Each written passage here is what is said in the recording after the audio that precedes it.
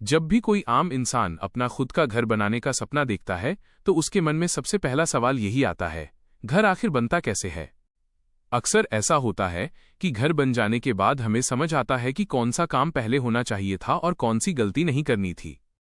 लेकिन सोचिए, अगर यही जानकारी घर बनाना शुरू करने से पहले मिल जाए तो काम बेहतर क्वालिटी में होगा, समय पर पूरा होगा और सबसे बड़ी बात, आपके पैसे बचेंगे।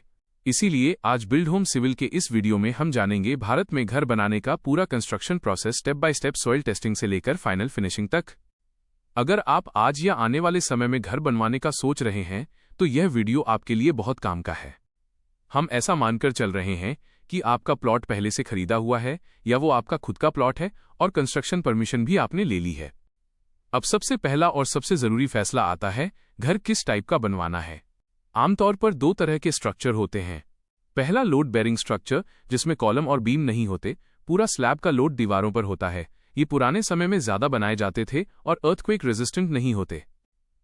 दूसरा आरसीसी फ्रेम स्ट्रक्चर, जिसमें कॉलम और बीम होते हैं, स्लैब का पूरा लोड कॉलम उठाते हैं। ये ज्यादा मजबूत होते हैं और अर्थक्वेक रेजिस्टेंट भी होते हैं। आजकल छोटे घर से लेकर बड़ी बिल्डिंग तक आरसीसी फ्रेम स्ट्रक्चर ही बनाया जाता है। इसलिए बिल्ड होम सिविल की रिकमेंडेशन यही है, अगर आप नया घर बना रहे हैं तो आरसीसी फ्रेम स्ट्रक्चर ही चुनिए। इसके बाद आता है प्लानिंग और ड्राइंग का स्टेप। घर बनाने से पहले इंजीनियर या आर्किटेक्ट से प्रॉपर प्लान बनवाना बहुत जरूरी होता है। कितने कमरे चाहिए, कमरों का साइज क्या होगा, किचन, टॉयलेट, स्टेयरकेस कहाँ होगी और सबसे जरूरी बात, घर बनाने में कितना खर्च आएगा। ये सब कुछ आपके घर के प्लान पर डिपेंड करता है। अब अगला बहुत इंपॉर्टेंट स्टेप आता है, कॉन्ट्रैक्टर सिलेक्शन। यहां दो तरीके होते हैं। पहला विद मटेरियल कॉन्ट्रैक्टर, जिसमें ठेकेदार पूरा काम देखता है, लेबर भी, मटेरियल भी और पर स्क्वायर फीट के हिसाब से चार्ज करता है। दूसरा लेबर कॉन्ट्रैक्टर, जिसमें मटेरियल आप खुद खरीदते हैं और लेबर ठेकेदार देता है। आप जो भी तरीका चुने, एक बात हमेशा याद रखिए, रिटन एग्रीमेंट जरूर बनवाइए, क्योंकि पहचान वाला है कहकर एग्रीमेंट न बनाना आगे चलकर बहुत बड़ी गलती बन जाता है। अब जब कॉन्ट्रैक्टर फाइनल हो जाता है तो साइट प्रिपरेशन का काम शुरू होता है। सबसे पहले प्लॉट को साफ किया जाता है, लेवल किया जाता है और ड्राइंग के हिसाब से सेंटर लाइन मार्किंग की जाती है। इसके बाद फुटिंग के लिए एक्सकवेशन किया जाता है, जेसीबी से या मैनुअल लेबर से। फुटिंग की डेप्थ कभी भी कम नहीं लेनी चाहिए। आसपास बने पुराने घरों को देखकर आप सही डेप्थ का आइडिया ले सकते हैं। एक्सकवेशन के बाद सोलिंग की जाती है और फिर पीसीसी डाली जाती है। पीसीसी की थिकनेस कम से कम 6 इंच होनी चाहिए और पीसीसी पूरी तरह लेवल में होनी चाहिए। इसके ऊपर फुटिंग का काम किया जाता है। फुटिंग के लिए मिनिमम ग्रेड कंक्रीट इस्तेमाल करना चाहिए। कंक्रीट में ज्यादा पानी मिलाना बहुत बड़ी गलती होती है, इससे कंक्रीट की स्ट्रेंथ कम हो जाती है। फुटिंग डालते समय वाइब्रेटर का इस्तेमाल जरूर करें और फुटिंग की क्योरिंग कम से कम 10 से 12 दिन तक करें।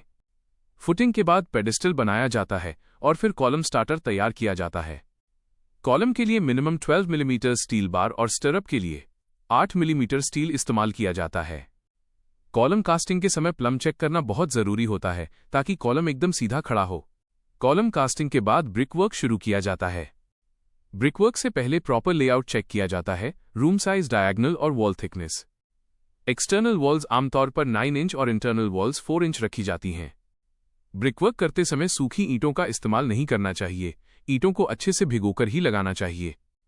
मॉर्टर रेशियो 1 हिस्सा सीमेंट और 5 हिस्सा सैंड रखा जाता है। एक दिन में दीवार को बहुत ज्यादा ऊंचाई तक नहीं बनाना चाहिए। दरवाजे और खिड़कियों के ऊपर लिंटल देना बहुत जरूरी होता है। लिंटल कास्टिंग के बाद स्टेयरकेस का आधा हिस्सा भी कास्ट किया जाता है। इसके बाद आता है स्लैब का काम। स्लैब की शटरिंग प्रॉपर सपोर्ट के साथ होनी चाहिए। स्लैब की थिकनेस कम से कम 5 इंच होनी चाहिए। स्लैब कास्टिंग से पहले इलेक्ट्रिकल पाइप्स, फैन पॉइंट्स और कॉन्ड्यूइट पाइप एक बार अच्छे से चेक कर लेना चाहिए। स्लैब के लिए भी मिनिमम ग्रेड कंक्रीट इस्तेमाल करें। स्लैब कास्टिंग के बाद क्योरिंग बहुत जरूरी है, कम से कम 10 से 14 दिन तक। 14 दिन से पहले स्लैब की शटरिंग नहीं खोलनी चाहिए। स्लैब के बाद पैरापेट वॉल बनाई जाती है, जिसकी हाइट लगभग 3 फीट रखी जाती है। इसके बाद कंसील्ड प्लम्बिंग और इलेक्ट्रिकल वर्क किया जाता है।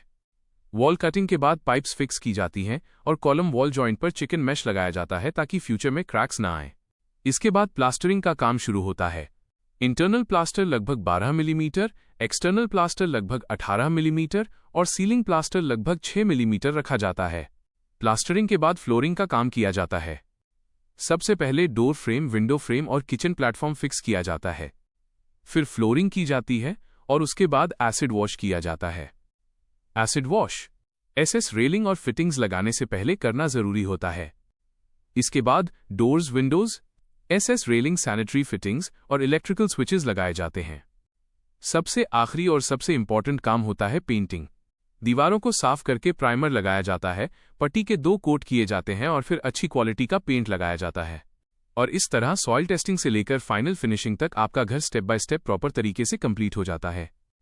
अगर आप चाहते हैं कि घर बनाते समय आपको कोई दिक्कत ना आए, पैसा बर्बाद न हो और क्वालिटी से कोई कॉम्प्रोमाइज न हो, तो बिल्ड होम सिविल आपके साथ है।